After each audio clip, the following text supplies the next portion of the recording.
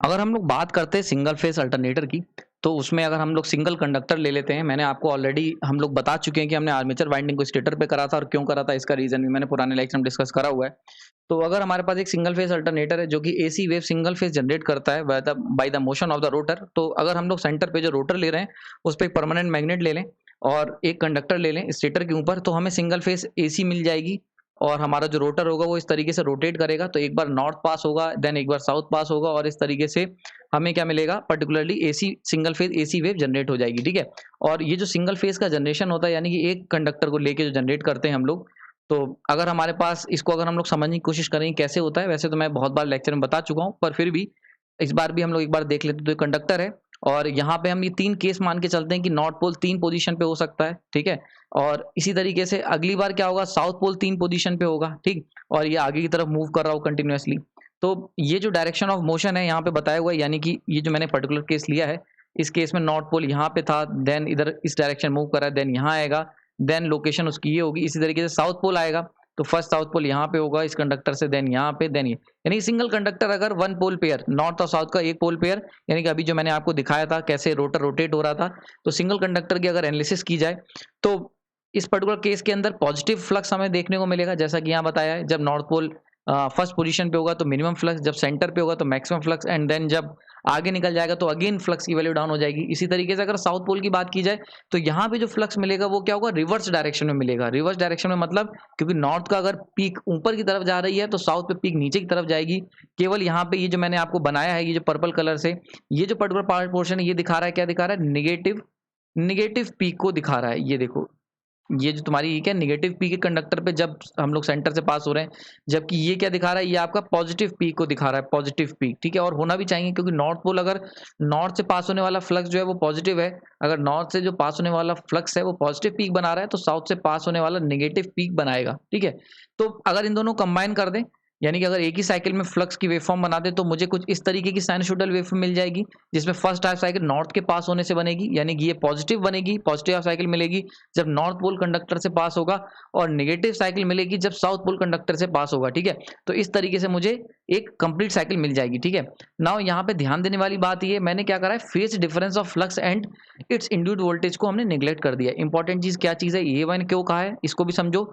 ये जो मैंने यहाँ पे वेवफॉर्म बनाई है, ये जो पर्टिकुलर शेप है, ये दिखा रहा है आपके फ्लक्स को। ठीक है। ये बता रहा है फ्लक्स को, और ये मैंने बनाया वोल्टेज, यानी कि एक सिंगल फेज एसी वोल्टेज। ये कौन सा है, ये है तुम्हारा single phase AC voltage, single phase AC voltage. Now AC voltage जो मैंने यहाँ पे लिया है और फ्लक्स है, दोनों के दोनों सेम फेज में लिए हैं, यानी कि देखो जब नॉर्थ पोल यहाँ से यहाँ पास हो रहा था, जीरो, ये जीरो पे था, देन वन पे आया, देन टू पे आया, वैसी वोल्टेज देखो जीरो पे, वन पे मैक्सिमम, देन टू पे।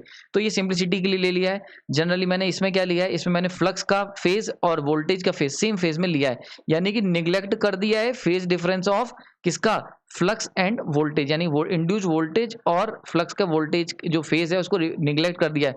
लेकिन एक्चुअल में ऐसा नहीं होता है। आप जानते हो कि E इक्वल टू कितना होता है, ईएमएफ इंडक्शन से d phi by d t, यानी कि अगर फ्लक्स तुम्हारा क्या है, साइनसोइडल है, तो जो वोल्टेज इंड्यूस होगा वो क्या होगा, कोसाइन होगा, यानी कि 90 डिग्री का एक फेज डिफरेंस होता ही होता है। लेकिन क्योंकि आप लोगों की सिंप्लिसिटी के लिए मैंने इसको केवल यहाँ पे निग्लेक्ट कर दिया है। ठीक। तो आपको आई होप ये चीज मेन चीजें समझ में आ गई होंगी, सिंगल फेज एसी जनरेशन कैसे होता है।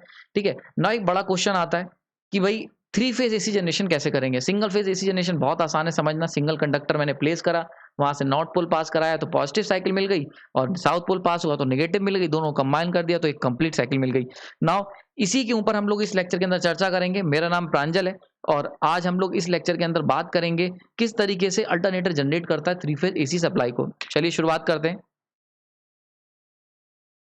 सबसे पहले अगर बात करी जाए थ्री फेज एसी जनरेशन की, तो थ्री फेज की अगर बात करी जाए, तीन फेज का मतलब होता है तीन एसी सप्लाई जो कि 120 डिग्री से सेपरेटेड हो। जनरली एक बैलेंस्ड, यहाँ पे मैं बात कर रहा हूँ, इंपॉर्टेंट टर्म आ जाता है, टर्म याद रखना, बैलेंस्ड। ठीक है। यहाँ पे जो बात करी जा रही है, ये करी जा रही है बैलेंस्ड की, बैलेंस्ड, ये वर्ड इंपॉर्टेंट है। अभी मैं बैलेंस सप्लाई की बात करूंगा। आप लोगों ने, अगर आपने बेसिक नेटवर्क स्ट्रक्चर पढ़ा होगा फर्स्ट ईयर में आपने, तो बैलेंस अनबैलेंस सप्लाई देखी होगी। पावर सिस्टम के अंदर इसका बहुत बड़ा रोल है, वहां पे ये चीज बहुत इंपॉर्टेंट रोल प्ले करती है कि बैलेंस्ड है कि अनबैलेंस्ड है। ठीक है। तो अभी इन सब चीजों में कंफ्यूज नहीं होना है, पहले अभी समझ लो। एक balanced phase three phase AC supply की अगर बात करते हैं, तो थ्री फेज एसी सप्लाई का मतलब तीन एसी सप्लाई जो कि 120 डिग्री के स्पेस पे डिफरेंट हो, यानी कि तीन एसी सप्लाई। ठीक है। तीन अलग अलग इंडिविजुअल एसी सप्लाई जो कि 120 डिग्री से फेज अपार्ट हो, ठीक है, मतलब उनका जो फेज डिफरेंस हो वो कितना हो, 120 का हो, ठीक। यानी कि अगर मैं तीन कंडक्टर ले लेता हूँ आर, वाई और बी, यानी कि जनरली जो हम लोग कंडक्टर्स लेते भी इसी तरीके से आपने सुना होगा, ठीक है, आर जनरली रेड कलर का होता है, वाई येलो कलर का होता है, बी ब्लू कलर का होता है। कभी तुम देखना ट्रांसफार्मर के पास जाना, वहां पे आप देखना तो वहां पे 3 फेज ट्रांसफार्मर तुम्हारे घरों के आसपास अक्सर मिल जाएंगे आपको। तो वहां पे आपको वायर दिखेंगे आर, वाई, बी, तीन कलर के वायर दिखेंगे। तो वो सिंपली तीन कलर के जो वायर होते हैं वो 3 फेज एसी सप्लाई को दिखा रहे हैं, ठीक है। वो तीनों फेज सप्लाई जो होंगे, एक चीज और खास बात याद रखने वाली है, वो खास बात क्या है वो भी बता देता हूँ। तीनों के तीनों फेजेस जो होंगे यानी कि ऑल 3 फेजेस वो क्या होंगे, सेम फ्रिक्वेंसी पे होंगे, सेम फ्रिक्वेंसी होगी, ठीक है, सेम मैग्नीट्यूड होगा, सेम पीक वैल्यू कह लो, सेम पीक वैल्यू, यानी कि ठीक है, यानी कि वो तीनों फेज यानी कि 3 फेज सप्लाई जो होगी उन सबका सेम फ्रिक्वेंसी होगी और सेम पीक वैल्यू होगी तीनों की। अंतर क्या होगा, अंतर होगा तीनों के स्टार्टिंग पॉइंट पे या पीक पॉइंट में, उसको भी देखते हैं। तो अगर ये 3 फेज सप्लाई ले लेता हूँ आर, वाई, बी, जो कि क्या है आपके 120 डिग्री के डिफरेंस पे है, यानी कि तीनों के तीनों क्या है 120 डिग्री फेज अपार्ट है। तो ऐसे केस में अगर इनकी वेवफॉर्म बना ली जाए, तो वेवफॉर्म अगर हम लोग बनाते हैं तो फर्स्ट की अगर आर की इस तरीके से बनी, ठीक है, जो सेकंड वाली यानी कि वाई बनेगी वो 120 के डिफरेंस पे बनेगी और इसके 120 पे बनेगी बी, ठीक है, इस तरीके की। यानी कि अगर मैं कहीं कहता हूँ 3 फेज एसी सप्लाई, तो उस 3 फेज एसी सप्लाई का मतलब होता है आर, वाई, बी इस तरीके से पर्टिकुलर डायरेक्शन में सेपरेटेड, ठीक। आयु समझ में आ गई होगी। नाउ इंपॉर्टेंट पॉइंट जो नोट करने वाले हैं, सबसे पहला पॉइंट, आर लीड करेगा वाई को 120 डिग्री से, इसको यहां से समझते हैं। यानी कि अगर मैं इस पर्टिकुलर केस की बात करूं तो देखो आर जो होता है, मैंने आपको बताया अगर तुम्हें ये देखना है कि कौन लीड है कौन लैग है तो हमेशा एंटी क्लॉकवाइज डायरेक्शन देख सकते हो। तो देखो यहां से अगर इस तरीके से अगर हमारी रेस ऐसे हो रही है और ये तीन लोग दौड़ रहे हैं इस तरीके से एंटी क्लॉकवाइज डायरेक्शन में, तो यहां से देख सकते हो सबसे आगे कौन चल रहा है, आर चल रहा है, सबसे पीछे उसके पीछे कौन चल रहा है, वाई, और उसके पीछे बी। हमेशा याद रखना इसी तरीके से हम लोग निकालते हैं कि कौन लैग और कौन लीड कर रहा है, ठीक है। तो सिंपली ये बहुत आसान है, आपको एंटी क्लॉकवाइज डायरेक्शन मूव करा देना है। तो आर, वाई, बी तीन है, अगर एंटी क्लॉकवाइज डायरेक्शन में बना दें तो आप देख सकते हो कि आर लीड कर रहा है वाई से 120 से, यहीं पे ये बात लिखी है, ठीक है, 120 डिग्री, ठीक है, 120 डिग्री से आर लीड कर रहा है वाई को और बी लीड कर रहा है 240 डिग्री से, ठीक है, बी को लीड कर रहा है 240 से, ये रहा 240 का, ठीक। नेक्स्ट पॉइंट है Y lead B Y 120 degree, ठीक है, ऑब्वियस सी बात है। तो देखो आर अगर 120 डिग्री से लीड कर रहा है वाई को और 120 240, 120 120 कितना हुआ, 240 हो गया। तो यानी कि यहां से यहां तक कितना लीड कर रहा है, ये पर्टिकुलर एंगल की अगर बात करी जाए, ये पर्टिकुलर एंगल है 240 डिग्री। तो देखो आर लीड कर रहा है वाई को 120 से, आर लीड कर रहा है बी को 240 डिग्री से, इसमें कोई डाउट नहीं होना चाहिए। आई होप क्लियर हो गई। सेकंड पॉइंट, वाई लीड कर रहा है बी को 120 डिग्री से, ठीक है, 120 डिग्री से। नाउ अगर वाई लीड कर रहा है बी को 120 डिग्री, क्या मतलब हुआ, यहाँ पे देखो बनाया हुआ है, यानी कि वाई और बी के बीच का कितना डिफरेंस है, 120 डिग्री का डिफरेंस है। लीड कौन कर रहा है, वाई लीड कर रहा है। इसी तरीके से तीसरा पॉइंट, बी जो है वो लैग करेगा वाई से 120 डिग्री से और 240 डिग्री से लैग करेगा आर से, ठीक है, ये भी क्लियर होगा। इसमें जस्ट इसको मैंने अपोजिट करके लिख दिया है, ठीक है। तो आई होप ये चीज समझ में आ गई होगी, ठीक है, ये तीनों पॉइंट में कोई डाउट नहीं होना चाहिए। एक बात और बड़ी ध्यान रखना कि आर हो चाहे वाई हो चाहे बी हो, तीनों का मैग्नीट्यूड जो होगा, यानी कि मैग्नीट्यूड कह लो, वो क्या होगा, सेम होगा, ठीक है। फ्रिक्वेंसी क्या होगी, फ्रिक्वेंसी ये भी क्या होगी, सेम होगी। बस अंतर क्या होगा, इसके और इसके बीच में 120 डिग्री का फेज डिफरेंस होगा, इनके इनके बीच में 120 डिग्री फेज डिफरेंस होगा और आर और बी के बीच में कितना होगा, 240 डिग्री का, ठीक है। तो यानी कि तीन सप्लाई सेम मैग्नीट्यूड की सेम फ्रिक्वेंसी की जब 120 डिग्री के डिफरेंस पे जनरेट होती है तो उसे हम लोग 3 फेज एसी सप्लाई कहते हैं, ठीक। इंपॉर्टेंट चीज है, all the degrees are electrical one, ये भी इसमें कभी गलती मत करना, ये बात ध्यान रखना, कई बार मैंने बताई हुई है आप लोगों को, इसमें इन सबको हटा देता हूँ। यानी कि इंपॉर्टेंट चीज है, all the degrees are electrical one, यानी कि जितनी भी डिग्रीज की यहाँ बात हो रही है ना, 240 120, ये कौन सी डिग्री, ये भाई इलेक्ट्रिकल डिग्री है, इलेक्ट्रिकल डिग्री में ही इनकी बात होगी हमेशा, ठीक है। तो इलेक्ट्रिकल डिग्री को हमेशा याद रखना। नाउ जनरेट कैसे करेंगे, इंपॉर्टेंट क्वेश्चन। तो अगर हम बात करें, ये सब बात हो गई कहने की, नाउ जनरेट कैसे करेंगे, तो सबसे पहले मैं दो कंडक्टर के साथ आपको जनरेट करके दिखाता हूँ 2 फेज एसी, ठीक है। तो 2 फेज एसी कैसे जनरेट करेंगे, तो अगर हमारे पास दो कंडक्टर्स हैं, वो दोनों कंडक्टर जो है 120 डिग्री के डिफरेंस पे रखे हुए हैं इलेक्ट्रिकल, ठीक है, और एक नॉर्थ पोल ले लेता हूँ, इस नॉर्थ पोल में से फ्लक्स की बाहर की तरफ निकल रहा होगा।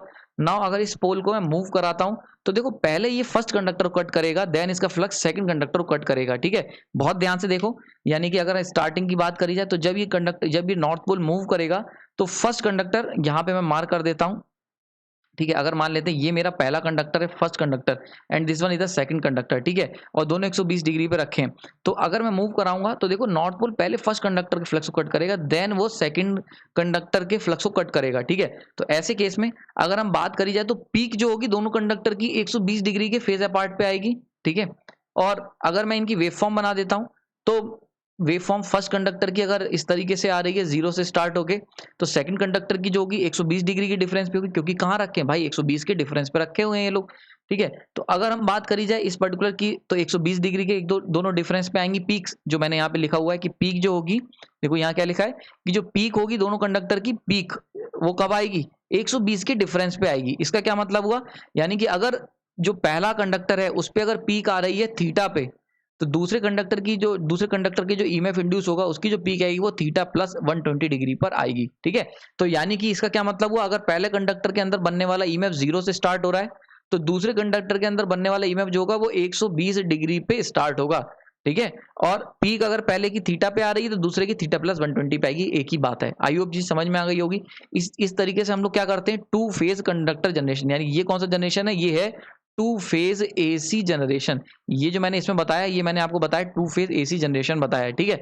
आई होप इसमें कोई डाउट नहीं होना चाहिए कि कैसे कंडक्टर मूव करा, ठीक है। नाउ अब बात कर लेते हैं थ्री फेज एसी जनरेशन की। तीन कंडक्टर लेंगे हम लोग, एक, दो एंड तीन कंडक्टर लिए, और तीनों के तीनों कंडक्टर जो होंगे वो 120 के डिफरेंस पे रखेंगे, ठीक है। और एक हम लोग क्या लेंगे, नॉर्थ पोल ले लेंगे, ठीक है। और यहाँ पे मार्क कर देता हूँ कंडक्टर, ये पहला कंडक्टर है, ये दूसरा कंडक्टर है, ये तीसरा कंडक्टर है। इसी को कहीं पे आर और वाई और बी लिख सकते हैं, ठीक है। ये 120 जो मैंने डिग्री बताई ये कौन सा है, ये स्पेस अपार्ट है, यानी कि स्पेस अपार्ट, ध्यान रखना फेज अपार्ट नहीं है, ये स्पेस अपार्ट है। यानी कि ये जो तीनों कंडक्टर हैं 120 डिग्री पे रखे हुए हैं। यानी कि अगर हमारे पास रोटर होता इस तरीके का, तो एक कंडक्टर यहाँ रखा होता, एक 120 पे यहाँ रखा होता, और एक 120 पे यहाँ पे रखा होता। तो ये वन कंडक्टर, ये टू कंडक्टर, ये थ्री कंडक्टर, ठीक है। बीच में हमारे पास रोटर है एक सिंगल पोल पेयर का। तो नॉर्थ पोल है, नॉर्थ पोल का फ्लक्स बाहर की तरफ निकल रहा होगा। अगर इस कंडक्टर मूव कराएंगे तो पहले ये फर्स्ट कंडक्टर से पास होगा, देन सेकंड, देन थर्ड, ठीक। दोबारा देख सकते हो, यानी अगर इसको मूव कराएंगे तो पहले फर्स्ट से, देन सेकंड से, देन थर्ड से।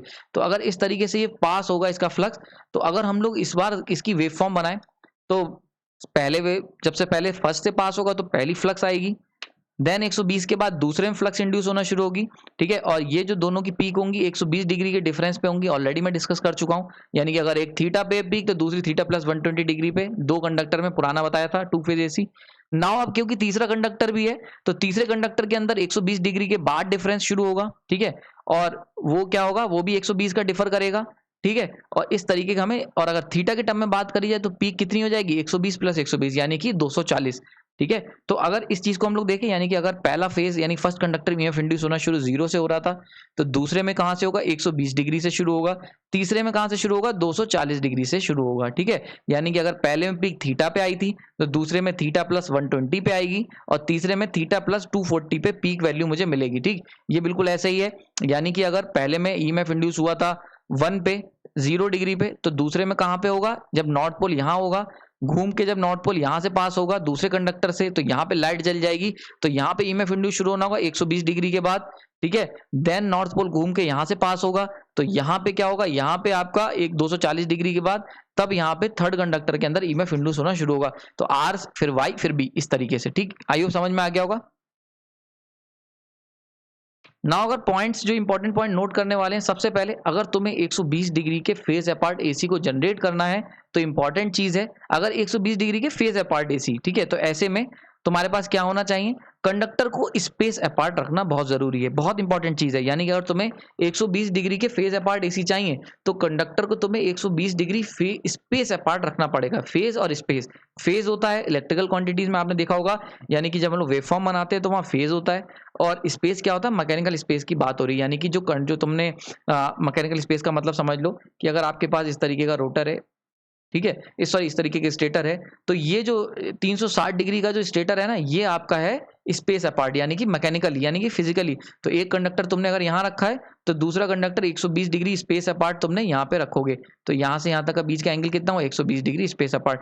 यानी कि फिजिकली भी 120 का डिफरेंस होना चाहिए और मैकेनिक और इलेक्ट्रिकली भी 100, मतलब जो वेव फॉर्म है वहां पे भी 120 का डिफरेंस। तो अगर तुम्हें वेव फॉर्म में दोनों फेज के बीच में 120 120 120 का तीनों फेज के बीच में डिफरेंस चाहिए तो उन्हें मैकेनिकली भी 120 डिग्री स्पेस अपार्ट रखना पड़ेगा। लेकिन यहाँ पे एक कैच है, इंपॉर्टेंट चीज क्या है, ये दोनों के दोनों स्पेस एंगल जो है, यानी कि स्पेस एंगल हो चाहे फेज एंगल, दोनों के दोनों कौन है, किस में होने चाहिए, इलेक्ट्रिकल डिग्रीज में होने चाहिए। बड़ा इंपॉर्टेंट, इलेक्ट्रिकल डिग्रीज से आपको पता होगा कि अगर हम बात करते हैं थीटा इलेक्ट्रिकल तो वो फॉर्मूला क्या होता है P/2 थीटा मैकेनिकल।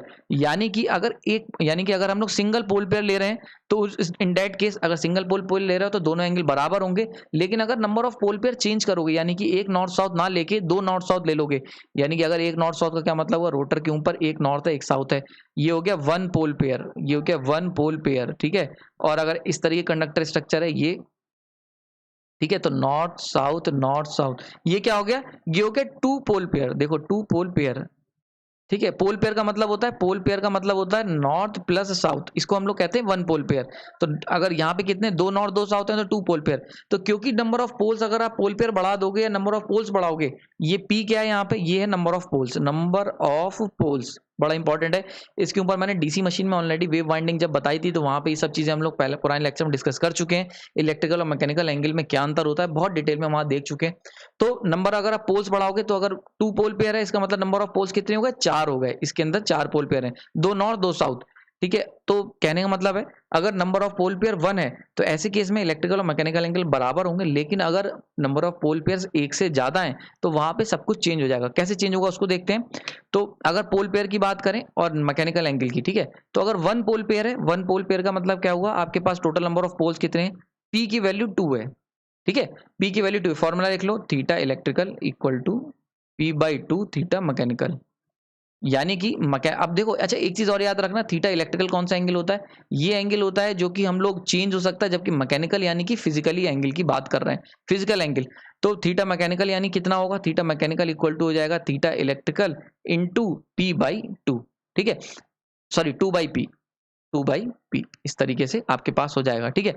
तो थीटा इलेक्ट्रिकल क्या है, थीटा इलेक्ट्रिकल फिक्स है, यानी कि अगर मुझे थ्री फेज एसी चाहिए, थ्री फेज एसी, तो थ्री फेज एसी के लिए थीटा इलेक्ट्रिकल हमेशा कितना होना चाहिए, 120 डिग्री का डिफरेंस होना चाहिए। ये बात तो तय है क्योंकि हमने पढ़ा है कि भाई इलेक्ट्रिकल एंगल 120 का डिफरेंस हमें चाहिए ही चाहिए। तो ऐसे में कंडक्टर में कितने उस पर लगाऊं, ठीक है। तो अगर पोल पेयर 2 है, यानी कि सॉरी पोल पेयर 1 है या नंबर ऑफ पोल्स 2 है, तो 120 डिग्री के स्पेस अपार्ट पे लगाऊंगा। यानी कि अगर इस पर्टिकुलर केस की बात करी जाए तो अगर ये मेरे पास रोटर है तो यहाँ पे अगर एक पोल है आर, सॉरी एक कंडक्टर है आर, तो जो दूसरा कंडक्टर होगा वो 120 के डिफरेंस पे लगा होगा, 120 के डिफरेंस पे, ठीक है, 120 डिग्री स्पेस अपार्ट मैकेनिकल, ठीक है। यहाँ पे क्या है, theta mechanical equal to theta electrical, ठीक। नेक्स्ट केस की बात करते हैं, अगर हमारे पास पोल पेयर 2 हो गए, ठीक है, तो पोल पेयर 2 हो गए, इसका मतलब टोटल नंबर ऑफ पोल्स कितने होगा, total number of P equal to कितने हो गए, 4 हो गए टोटल नंबर ऑफ पोल्स, ठीक है। तो ऐसे केस में क्या होगा, अब थीटा मैकेनिकल की अगर बात कर ली जाए, थीटा मैकेनिकल तो 120 divide by into 2 divide by number of pole कितने हैं, टोटल 4 हैं। तो अगर इस पर्टिकुलर केस को सॉल्व करोगे तो 60 डिग्री निकल के आएगा। यानी कि अब जो होगा तुम्हारा 60 डिग्री स्पेस अपार्ट रखे जाएंगे, यानी कि जो कंडक्टर्स रखे जा रहे थे 120 डिग्री इलेक्ट्रिकल जनरेट करने के लिए, ठीक है। यानी कि अगर मुझे वेवफॉर्म चाहिए दो कंडक्टर की, अगर मुझे वेवफॉर्म चाहिए 120 डिग्री स्पेस अपार्ट वाली, यहाँ से लेके यहाँ तक के बीच का 120 डिग्री स्पेस अपार्ट वेवफॉर्म चाहिए, तो कंडक्टर कैसे रखोगे, कंडक्टर रखोगे, एक कंडक्टर अगर यहाँ रखा है C1 तो C2 जो रखोगे वो कहाँ रखोगे, यहाँ पे रखोगे, बड़ा इंपॉर्टेंट 60 डिग्री के डिफरेंस पे रखोगे इन्हें। समझ में आ रही है, सेम 120 इलेक्ट्रिकल एंगल जनरेट करने के लिए मैकेनिकल एंगल कितना रखोगे, 60 के डिफरेंस पे स्पेस में रखोगे, ठीक। तीसरा केस 3 पोल पेयर ले लेते हैं, ठीक है, 3 पोल पेयर। अच्छा दूसरा केस को अगर हम लोग फिजिकली रिप्रेजेंट करें ये कब होगा, तो ये वाला केस दिखा रहा है इस तरीके के रोटर को, नॉर्थ साउथ। अगर इस तरीके का रोटर हो रहा है तो इसका मतलब है 2 पोल पेयर है, P इक्वल टू 4, 1 2 3 4। ये वाला कौन सा केस है, ये केस है नॉर्मली, यानी कि single pole pair north south जो मैं ले रहा हूं। तो P इक्वल टू 2, एक नॉर्थ एक साउथ, तो P इक्वल टू 2, ठीक है। Pole pair 1 P equal to 2, pole pair 2 और P इक्वल टू 4, ठीक है। ये हो गया P इक्वल टू 6, ठीक है। तो पोल पेयर अगर 3 है तो टोटल नंबर, भाई पेयर है ना 3, तो पोल कितने होंगे, पोल होंगे 2 टाइम्स उसके, यानी कि 6 हो गए। ठीक है, तो ये बात समझ में आ गई। नाउ यहां तक कि इसमें कोई डाउट नहीं होना चाहिए। अब इस केस में देखते हैं, तो इस केस में अगर ऐसा कुछ होगा तो 40 डिग्री का स्पेस डिफरेंस होना चाहिए, यानी कि अब जो कंडक्टर रखोगे, यानी कि इसका क्या मतलब हुआ, यानी कि अगर आपको चाहिए एक बैलेंस्ड एसी वेव जिसमें एक कंडक्टर में फ्लक्स होने वाला इंड्यूस हो 0 से, और दूसरा जो 120 से डिफरेंस से अपार्ट हो, 120 के डिफरेंस से अपार्ट हो इलेक्ट्रिकली, यहाँ से यहाँ तक बीच का 120 जो हम लोग चाह रहे हैं। तो ऐसे केस में कंडक्टर का जो अरेंजमेंट होगा वो कैसे करोगे, तो एक कंडक्टर यहाँ लगाओगे, अगर C1 लगा रहा है तुमने 0 पे, तो जो C2 लगेगा वो कितने पे लगेगा, वो लगेगा भैया 40 डिग्री पे, 45 भी नहीं 40। तो ये हो गया C2, यानी कि तुम्हें ऐसे करके कंडक्टर अरेंजमेंट करने पड़ेंगे। C2 देन 40 यहाँ पे आ जाएगा, दूसरा 40 C3।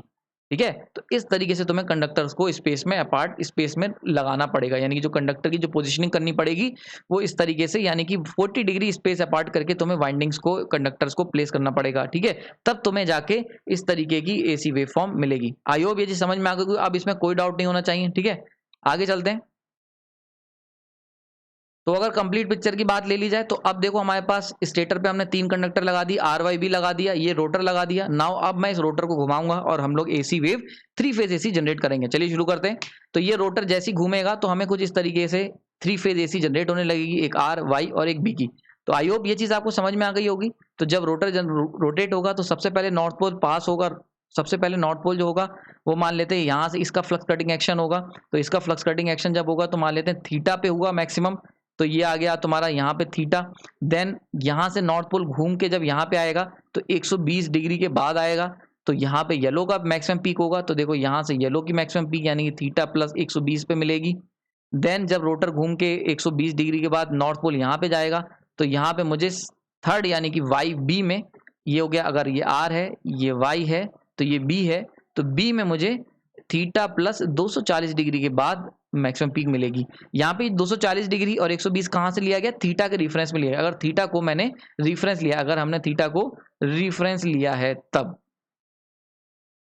ठीक है, तो आई होप ये लेक्चर आपको समझ में आया होगा। इसके अंदर मैंने इंटरेस्टिंग तरीके से सिंप्लीफाई करके आपको बताने की कोशिश करी किस तरीके से अल्टरनेटर 3 फेज एसी जनरेट करता है। यहाँ पे सबसे पहले मैंने आपको सिंगल फेज बताया, देन 2 फेज बताया, देन 3 फेज बताया। तो 3 फेज मैंने अपनी तरफ से पूरी कोशिश की है, आपको इलेक्ट्रिकल और मैकेनिकल एंगल को भी समझाने की कोशिश करी है। मैंने बताया किस तरीके से हम लोग स्पेस में अरेंजमेंट करेंगे वाइंडिंग्स का। आने वाले समय में जब हम लोग वाइंडिंग का स्ट्रक्चर देखेंगे, वाइंडिंग का प्लेसमेंट देखेंगे, तो इसके ऊपर और डिटेल में चर्चा करेंगे। ठीक है, तो आपने अपना कीमती समय दिया उसके लिए धन्यवाद। कोई मन में डाउट है तो कमेंट सेक्शन बता सकते हैं।